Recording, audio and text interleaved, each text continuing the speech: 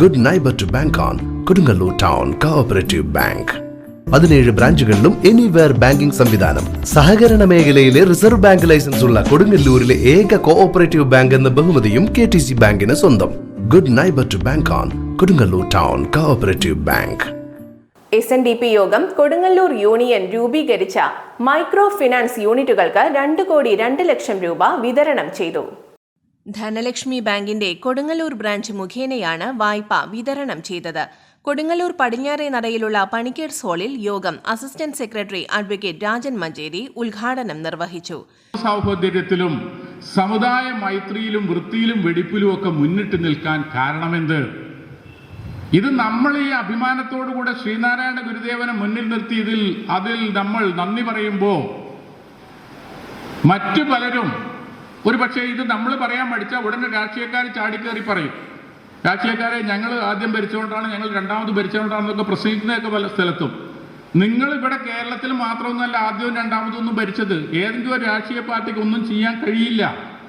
അതിന് കഴിയണമെന്നുണ്ടെങ്കിൽ പിന്നോക്ക ജനവിഭാഗങ്ങളിൽ വിളക്ക് തെളിയിച്ച് അവരെ വൃത്തിയും വെടിപ്പുമുള്ളവരാക്കി, ആരാധനയുള്ളവരാക്കി മാറ്റി, ചിട്ടയുള്ളവരാക്കി മാറ്റി, അവരെ പഠിപ്പിച്ച് പ്രബുദ്ധതയിലേക്ക് കൊണ്ടുവരാനൊരു സംവിധാനം വേണം.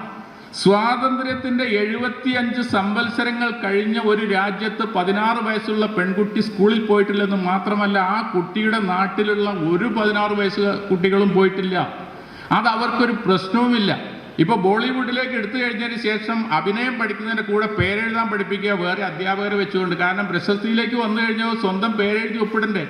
എന്തോ ഹിന്ദിയിൽ പറഞ്ഞു കൊടുത്തത് മാത്രം പറയാൻ വിധിക്കപ്പെട്ട ഒരു പെൺകുട്ടിയായത് മാറിയത്. അവിടെ കാണേണ്ട മുഖം Sreenarayana ഗുരുദേവൻ്റെതാണ്.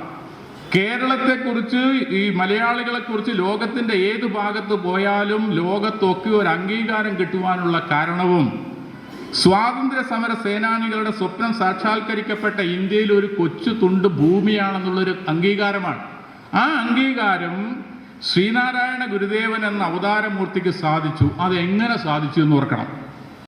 Union chairman PK Raveendran അധ്യക്ഷത വഹിച്ചു. യൂണിയൻ കൺവീനർ PK പ്രസന്നൻ സ്വാഗതം പറഞ്ഞു. യോഗം കൗൺസിലർ ബേബി റാം ഭദ്രദീപം പ്രകാശിപ്പിച്ചു. ഫണ്ട് വിതരണം Dhanlaxmi bank chief manager Shaju KM നിർവഹിച്ചു. Senior manager Rajesh K. Alex micro finance സന്ദേശം നൽകി. ബ്രാഞ്ച് മാനേജർ അനൂപ് തെക്കിനിയത്ത് പദ്ധതി വിശദീകരണം നൽകി.